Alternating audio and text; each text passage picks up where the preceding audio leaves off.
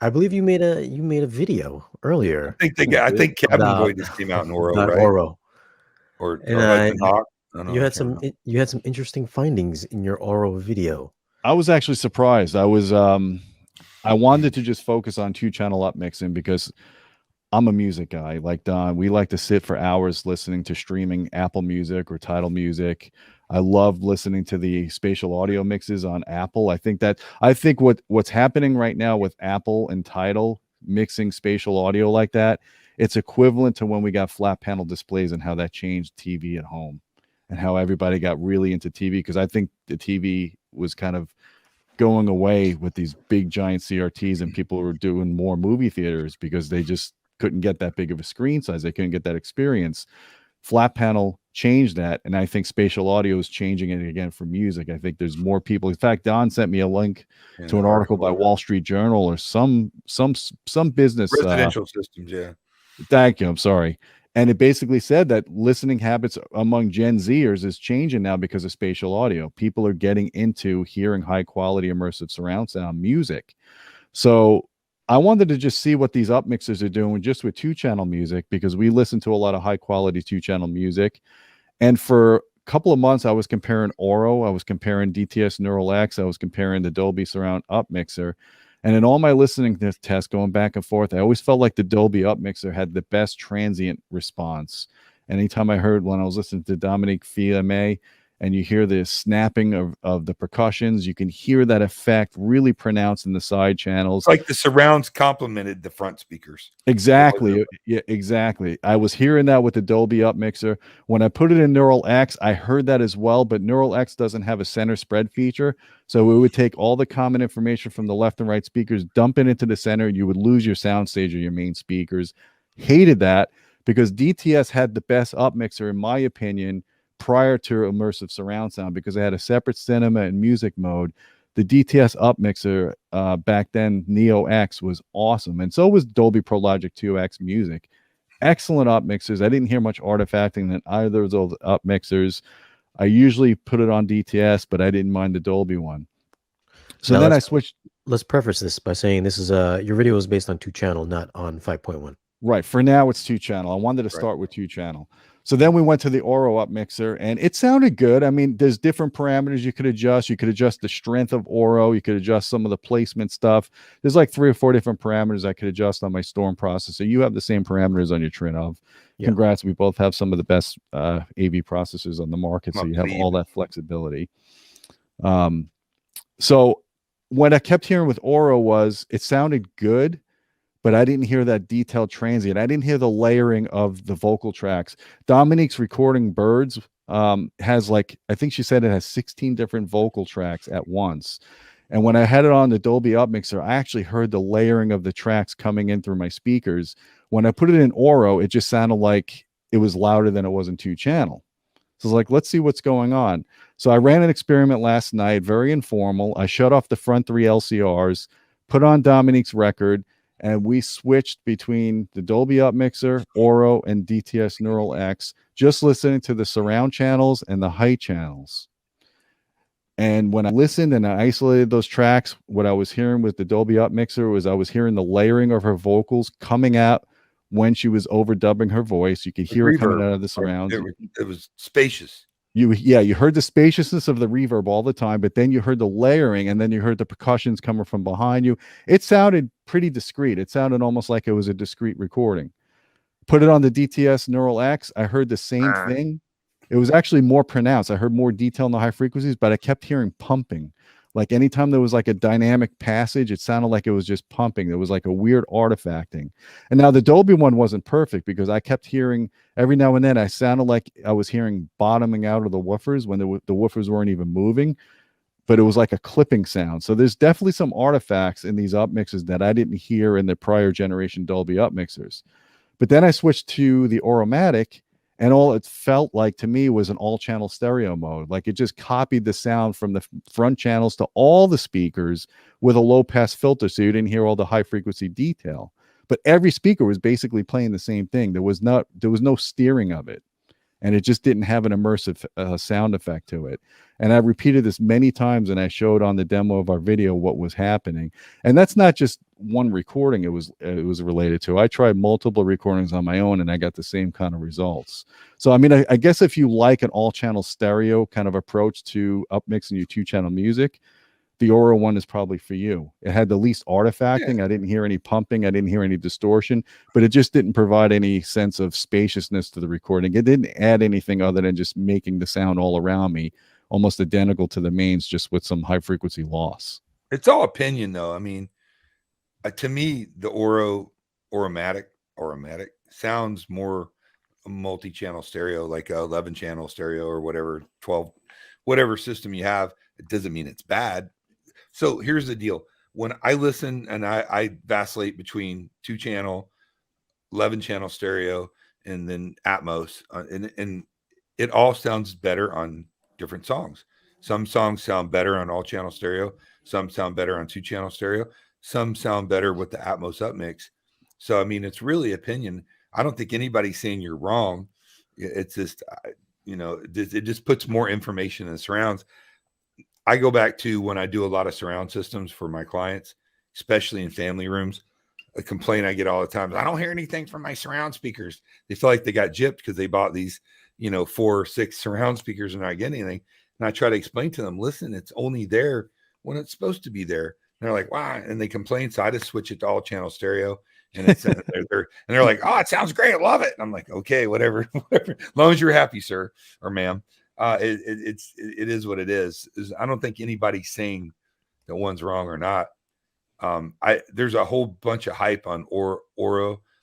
It's just not a format that really is relevant. I mean, there's no or little to no content in it. I mean, you got Klaus's German polka music in Auro 3D. Who cares?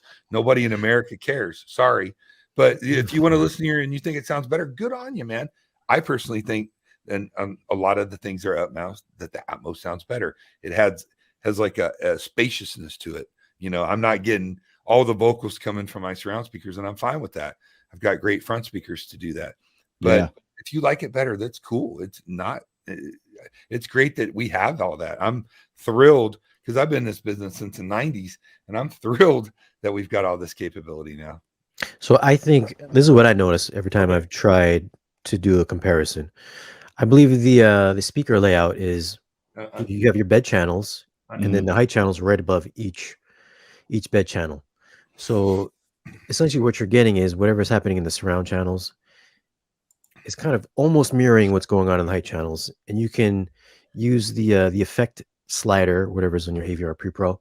You can turn it up or turn it down, which attenuates the volume of the height channels. You can lower it or raise it, and you get that whole wall of surround on your left and right side. And also, if you have the center height channel, you get a wall of sound in the front of your room. So basically, you're just getting this huge wall that's going up high, then also down below in your bed channels. Cool. So, which is cool. Which almost kind of like cool. all channel stereo. Whereas on that song, Birds, Dominique, or whatever you're listening to, what I heard, if I'm switching off just the front LCRs and I'm just letting all the rest of the speakers rip, that I'm getting some ambiance with the Auro effect, which is very light ambiance, maybe just like some echo almost, almost kind of like a hall effect in the heights and the side surround channels. Whereas Dolby and DTS Neural X will kind of extract, like say, if there's a background vocal, it'll try to bring that out a little bit more on those certain parts. Whereas Auro will just keep it one steady kind of just ambiance, slight background during the whole recording. Whereas Dolby and Neural X will try to bring out certain things, maybe certain instruments or certain vocals, bring them out at certain points in time. That's a great analogy, man. Your description. Yeah, and you know what? If that sounds better to you, I'm sure there's a bunch of stuff I could listen to, which that would sound better on. I'm not saying it wouldn't, but I mean, I just to say one's superior to the others is conjecture. It's all opinion. Just like Gene said, hey, if you prefer the sound of that. I mean, we're splitting hairs here. You can always hit a button and turn it to something else. Now, Shane, most people don't have the luxury, Shane and Gene, of having a a Grail processor like a Trenov or a Storm Audio, most people don't have that kind of adjustability and capability with the, Denon, Yamaha, Emotiva, whatever product that they have. So you guys can do some cool stuff with that. But listen, I'm sure the Auro, what do they call it? The Oromator, the Oromatic, or the Mayor 3000. The Oromatic sounds better on some stuff. I mean, the perception for most people that I found in my experience is that if they hear more sound from the surrounds, that's better. Yeah, that's that's just what I've seen, and that it might be to you. That's awesome. I'm not saying that anybody's wrong. What's better and this and that. I mean, Jesus Christ, it's surround sound, dude. It's not abortion. Come on now. Well, there's it. I did. So you don't understand. I listened to. I know Gene did the stereo test. I did the 5.1 test and the Atmos test on Edge of Tomorrow. So I did Edge of Tomorrow on Voodoo and on iTunes. So Edge of Tomorrow, you can only get that in Atmos either on Voodoo or on the Kaleidoscape. Mm-hmm. So I bounced back and forth with the Apple TV, and kind of like what I said earlier, I believe Auro just kind of expands upon what you're hearing in the lower channel and makes everything a little bit wider sounding. So it fills in what's going on in the high channels. You can turn that volume level up or down with the slider, whereas DSU, Dolby Surround Upmixer, or Neural X will try to give you more of a discrete surround effect. So it'll take certain effects and swing them up top and try to move them to the opposite speaker. Sliders, dude. Peasants don't have sliders. We can do that shit. All right, come on now. So Shane, you would say basically that you were hearing more of a discrete surround approach with the upmix from Dolby than you were with Auro. There's 100% more of discrete effect that you get with Neural. There's no way around it. You cannot dispute it. I've heard it. Maybe you've heard it as well. I mean, I can hear it. I've heard it many times. I've never really spoke about it, but apparently this must be a thing now. Simulated discrete. It's simulated discrete. So whatever Dolby Neural X is doing, it's taking whatever certain, like a helicopter, it'll swing it. It'll be a little bit louder going over your top of your head, whereas Auro will just give you the extension of what's going up top, and you can tone it down or level it up depending on what you want to do.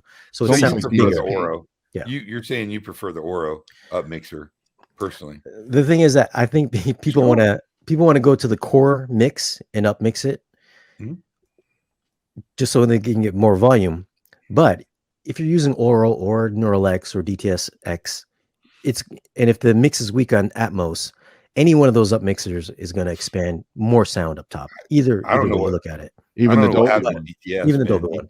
Yeah, so that's a good point. So Shane, if you have a bad Atmos mix that's streaming on Netflix or something, and you don't hear the high channels, that's not. Right. I keep hearing that, dude. Shut up for a second, so I could fucking get a thought out. So if you hear a bad Atmos mix on Netflix and there's no content coming from the high channels, you could play the 5.1 back and upmix it with the Dolby Upmixer, and you could get more content to the high channels. Would you agree with that? You could, yeah.